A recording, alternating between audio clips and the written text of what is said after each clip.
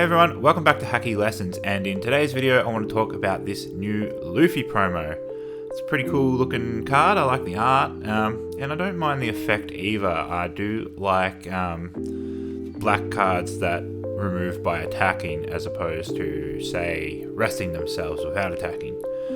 And so this card, if you don't know, it is the new Pirate Party promo. So you can get these by going to your local tournaments, specifically while they have them left, because they won't get that many. And I was pretty lucky, I got my whole playset. I saw one for sale before I actually had a chance to play for one, and I bought it straight away because I was worried that I'd have a hard time getting it. And then when we played in the tournament, two people just gave me theirs for free because they didn't want them, so it was easy as that. And they gave them to me for free because they don't think it's good. So I want to talk through a few points about this card because I don't think you should rush to judgment on it that quickly. Regardless, it is always a good idea to get a playset of a card and you know, make sure you have that playset secured. Don't get rid of it because you never know when something's going to be good. Like, I try to make sure I have a playset of everything. The only area that I currently haven't filled is the promos that were coming out for treasure cups, like Ace and Bartolomeo and Jinbei. So I still need to get a few more of those. But take Bartolomeo for example. When it first came out, everyone thought it was useless. No one was interested in having it. Unlucky for me, I only bought one while it was still cheap, and now it's very expensive because people worked out when the green-purple leader comes out, it's pretty good when you put purple film cards with it. So that is just a little example of why you should just keep something. You never know. You never know. So in this video, I'm going to put forward a few ideas about this card, and if you agree with any of them, this is your notice now. Go and get this card while it's still easy to get, because even if you know it doesn't go up in price or anything, it might be just harder to find them later on when no one else is moving them anymore. So also I want to point out, I'm not saying that the card is amazing or anything. I'm just saying it's not as useless as some people might think. When I first read it, you know, it's Don times 1. When attacking, you may trash one card from your hand and KO up to one of your opponent's characters with a cost of 0. It's 6 cost with 6,000 power, and it's Luffy. And I immediately thought of this Garb card. So this card, he rests himself to KO something, and I'm like, well, I'd rather attack and KO something. Of course, I did forget the whole detail about Garb. So Garb, he does the same thing, he trashes a card from hand, but he rests himself instead of attacking. It's an activate main, but he hits something with a cost of 4 or less. So, you know, my argument isn't quite there that this Luffy's a better version of Garb, and Garb only costs 5. However, I'd rather attack than just rest myself, you know? There's one area in which I think it's worth pointing out where this card would be good and where it's not good. So, you know, I was talking to a player who likes playing black decks, and he's like, nah, it's shit. It's shit. You know, it only hits 0 costs, so that's fair because Garb hits 4 costs or less. But he is one to play, you know, Smoker or CP9, Rob Lucci. So he's not doing as much cost reduction, whereas I immediately went to my go-to black deck, which is Monkey D Garb, which effortlessly reduces costs because you just attached on and there you go. So in Garb, you don't care. It's not as hard to get something down to 0 as it is in Smoker. But then you got to consider it is when attacking, so you got to play him and then wait till your next turn, and then, you know, so on play can be a bit more advantageous. So Sakazuki is a good one. He costs 6, has 7,000 power, and he's on play. Trash a card from hand, KO something with 5 cost or less. So that, you know, doesn't even need to do much cost reduction. But it's just a one and done. I do like the idea of the when attacking, because if you can keep it alive, you can do it again and again and again. But there are a few areas in which this card inspires me. So, you know, he has Straw Hat trait. He is Straw Hat Luffy after all. And that can mean some nice little synergy things if you're putting it in Garp so you have access to red. Nami can search him for one thing. And you could even put Thousand Sunny in and power him up if you really want to. Maybe not, because just a little bit too many cards without counter power in that deck as it is.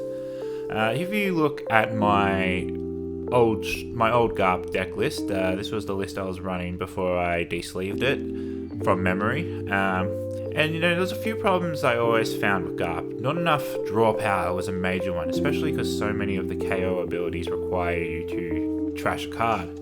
Since then, OP3 has come out and there is Brand New. I don't really like Brand New. He only searches top 3 and he trashes the other targets that he doesn't grab. So, you know, not that decking out's a worry, but I just don't like that.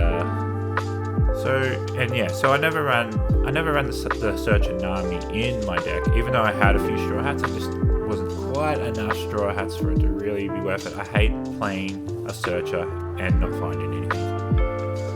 So this Luffy's got Straw Hat traits, that just makes it a little bit more, maybe put Nami in Garp. But there are a few more black cards coming out with the Straw Hat trait, so this is where things get interesting.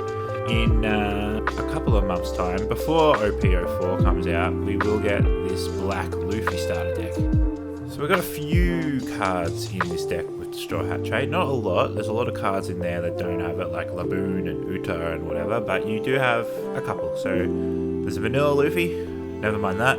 Gum Gum Bell is 2 cost, activate main to take a life, and then reduce something's cost by 7. So that's pretty cool. I don't really like taking a life in a 4 life leader though. Maybe in Black Yellow Big Mum this card would be good, but you know. And then you got Gum Gum Pistol, which is basically the same card as that other removal card. So it costs 1 more, but it hits something that costs 1 more as well, so you don't need to use as much Don to reduce cost, so it sort of balances itself out. But it has a Straw Hat trait, so if you play Nami can find it, whereas the other card I couldn't find. I could find with Brand New now, but he only searches top 3, etc, etc. So Straw Hat Garp is looking better and better. And then in OP04 you do have gear for Luffy coming out. So this card is pretty cracked, as they say. You know, it restands itself. And then, because you're playing red-black, you can put Diable Jambe. You might have heard this combo. You put Diable Jambe on the Bounce Man, and then he attacks twice unblockable. So that's pretty sick. And then, if you're looking even further into the future, there is another red-black leader coming out, and that is Sabo. As far as Sabo goes, you know, he doesn't have what I like about Garp, which is the cost reduction, the easy cost reduction. But he does have a pretty cool ability to protect your stuff. So Luffy, if you're using this Luffy promo and you attack with it, your opponent's probably going to try to kill it next turn. But then Sabo can protect it with his leader ability, which is, from memory, because I don't have it in front of me, once per turn when one of your character dies, you can instead minus it by a certain amount. So it lives, but is a little bit weaker. So this is a rough build that I came up today just while I was having my lunch break. I want to stress that it is rough, I haven't tested it, but this is what you could do. You could put a certain amount of Straw Hat cards, you still got some black good stuff, but you're able to find them. You know, my main issue with Garp was always draw power, so put some Nami in there, put some Sátyr in there, searchers. And Usopp, I'm really liking Usopp lately. I think he's going to be especially relevant right now with decks like Nami using a lot of event cards. So yeah, that's pretty cool. Throw him in there. I'm not going to go build a OP04 deck list because that's just too far in the future for me. But you know, there are some more red Straw Hat cards coming out in OP04 as well, although not many of them seem very synergistic with this deck idea. Maybe the big banished Luffy, but other than that, you just got the Bounce Man. And there is Sátyr is a event card, but it only targets Dressrosa cards, so it would only target the Gear 4 Luffy, so probably not worth running. That's about all I got to say. Just the too long didn't read. You know, don't throw this card out. You might find it useful if you play it in Garp, maybe not in any other deck, but definitely in Garp, I think. Just, you know, Straw Hat synergy and easy, you know, attack when attacking removal. That's the other issue I had with Garp, is probably not enough attack power in there, because I was focusing too much on removal, and all the removal was like on play, you know, and then I didn't have any attacks going on. So, and a card that is attacking and removing at the same time sounds good to me. So let me know if you think this card is good, or if you think it's bad. You know, don't hold back. But I'll ignore you if you think it's bad, because I think it's alright. I'm not saying it's amazing. I think it's alright. So that's going to do it. I will see you guys later on.